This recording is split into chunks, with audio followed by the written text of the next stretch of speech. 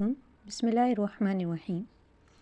سبق نمبر 4 ہے شیب ابی طالب۔ اس سبق کو پڑھنے کے بعد آپ اس کے تعارف کے بارے میں اور اس کے مرکزی کردار، جو خاص کردار ہیں جن کی بات ہو رہی ہے، یعنی کہ حضرت ابو طالب، ان کے بارے میں جان سکیں گے کہ وہ کس طرح کے تھے اور انہوں نے کیا کیا کیا، اور جب وہ شیب ابی طالب میں محصور تھے اس وقت ان کو کیا مشکلات پیش آئیں، اور پھر اللہ تعالیٰ نے ان کی کس طرح سے مدد کی۔ یہ سب چیزیں ہم جان سکیں گے۔ ابھی ہم سبق شروع کرتے ہیں۔ عربی زبان میں دو پہاڑوں کے درمیان خالی جگہ کو شیب کہتے ہیں۔ شیب یعنی گھاٹی کہتے ہیں۔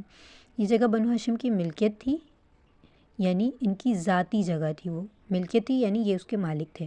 حضرت ابو طالب بنو ہاشم کے سردار تھے، اس لیے اس جگہ کو شیب ابی طالب کہتے ہیں، یعنی شیب تو گھاٹی اور ابو طالب۔ اس کو مزید جاننے کے باکس میں دیکھیں، شیب ابی طالب کوہ صفا اور مروہ کے قریب واقع ہے۔ صفا اور مروہ کے درمیان حج کے دوران، عمرے کے دوران سعی کی جاتی ہے۔ یہ وہ کوہ صفا اور مروہ ہیں، ان کے قریب یہ گھاٹی واقع ہے۔ اس کے بعد ہے نبی اکرم خاتم النبیین صلی اللہ علیہ وسلم کو لوگوں کو اسلام کی دعوت پیش کرتے ہوئے 6 سال گزر چکے تھے۔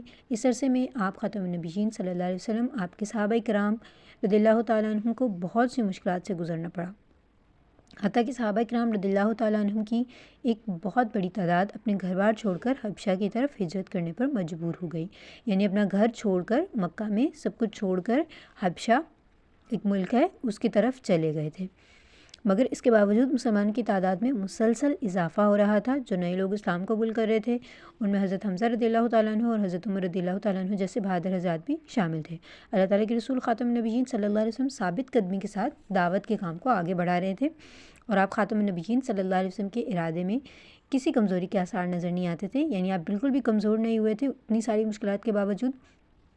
یہ سب دیکھ کر اس صورتحال نے کفار کو مزید پریشان کر دیا، اور اب انہوں نے انتہائی قدم اٹھانے کا فیصلہ کیا، یعنی انہوں نے اب سوچا کہ اب کچھ ایسا کرنا چاہیے کہ اب بس یہ سب رک جائے۔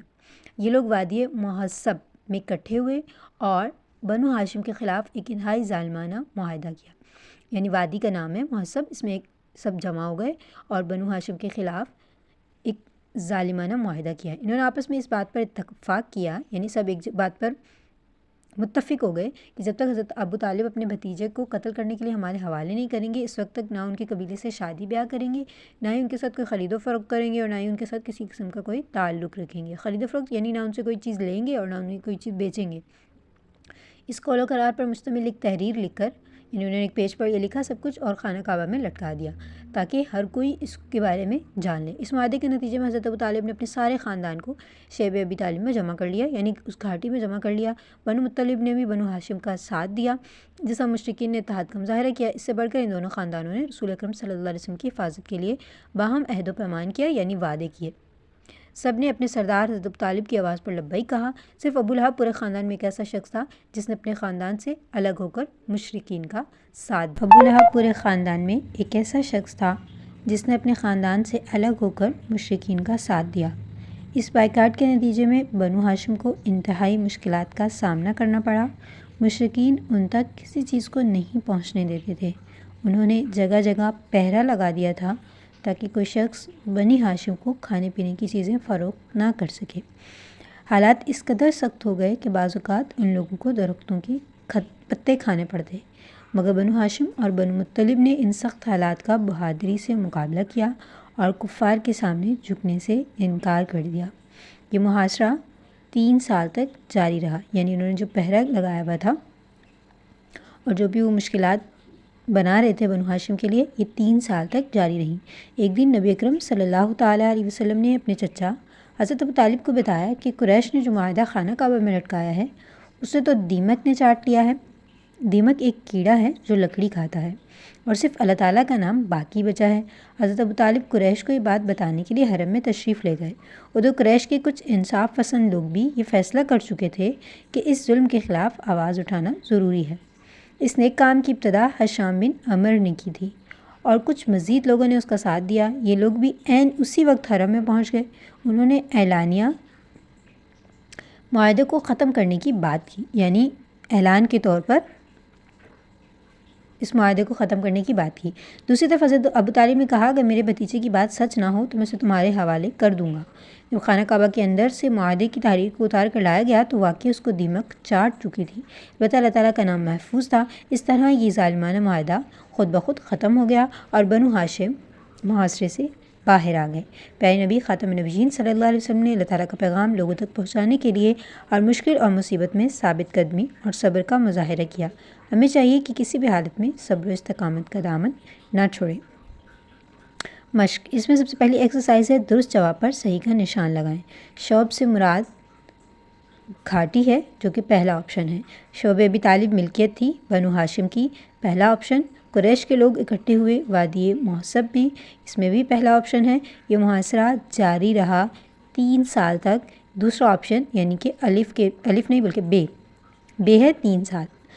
قریش نے جو معاہدہ خانہ کعبہ میں لٹکایا تھا اسے چاٹ لیا تھا دیمک نے، یعنی کہ پہلا آپشن۔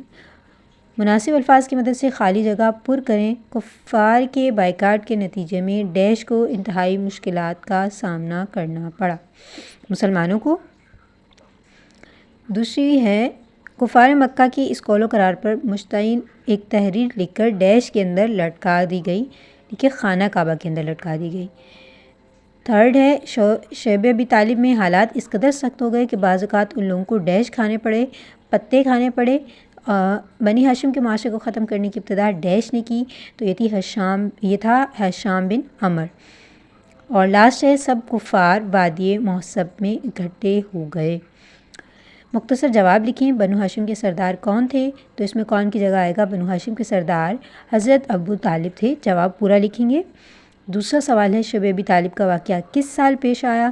تو شعب ابی طالب کا واقعہ نبوت کی شعب ابی طالب کا واقعہ کس سال پیش آیا؟ شعب ابی طالب کا واقعہ 7ویں سال پیش آیا، نبوت کے 7ویں سال۔ دوسرا سوال ہے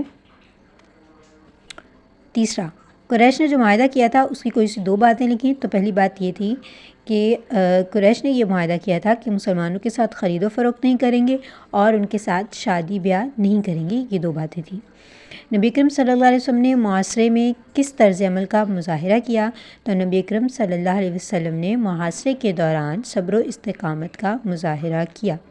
تفصیلی جواب لکھیں۔ اس میں سب سے پہلا سوال ہے شعب ابی طالب کا پس منظر بیان کریں۔ پس منظر یعنی اس کا واقعہ کیا تھا، وہ کس طریقے سے ہوا تھا؟ تو یہ آئے گا 2nd پیراگراف سے۔ نبی اکرم خاتم النبیین صلی اللہ علیہ وسلم کو لوگوں کو اسلام کی دعوت پیش کرتے ہوئے 6 سال گزر چکے تھے۔ اس عرصے میں آپ خاتم النبیین صلی اللہ علیہ وسلم اور آپ کے صحابہ کو بہت سی مشکلات سے گزرنا پڑا۔ صحابہ کرام کی ایک بڑی تعداد اپنے گھر بار چھوڑ کر حبشہ کی طرف ہجرت کرنے پر مجبور ہو گئی، لیکن اس کے باوجود مسلمانوں کی تعداد میں اضافہ ہو رہا تھا۔ حضرت حمزہ، حضرت عمر جیسے بہادر اسلام قبول کر چکے تھے اور آپ صلی اللہ علیہ وسلم ثابت قدمی سے اسلام کی دعوت کو آگے بڑھا رہے تھے۔ اس صورتحال نے کفار کو مزید پریشان کر دیا اور اب انہوں نے انتہائی قدم اٹھانے کا فیصلہ کیا۔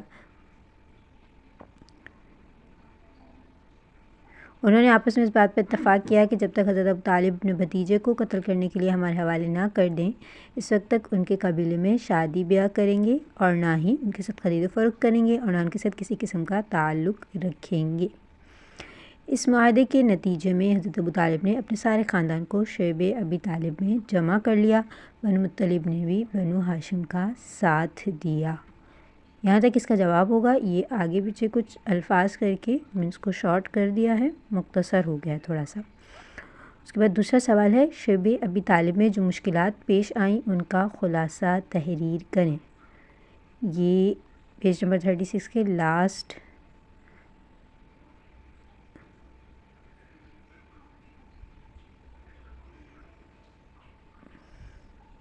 36 نہیں 37، یہ 37 کی 2nd لائن ہے۔ اس بائیکاٹ کے نتیجے میں بنو ہاشم کو انتہائی مشکلات کا سامنا کرنا پڑا۔ مشرکین ان تک کسی چیز کو نہیں پہنچنے دیتے تھے۔ انہوں نے جگہ جگہ پہرہ لگا دیا تھا تاکہ کوئی شخص بنی ہاشم کو کھانے پینے کی چیزیں فروخت نہ کر سکے۔ حالات اس قدر سخت ہو گئے کہ بعض اوقات ان لوگوں کو درختوں کے پتے کھانے پڑتے تھے۔ یہاں پر جواب ختم ہو گیا.